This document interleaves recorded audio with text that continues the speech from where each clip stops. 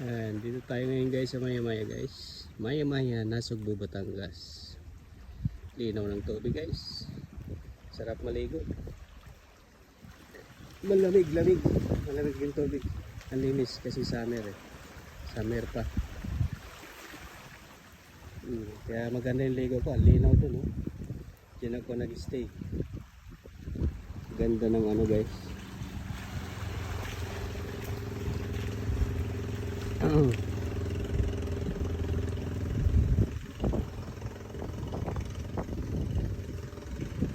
Ano to?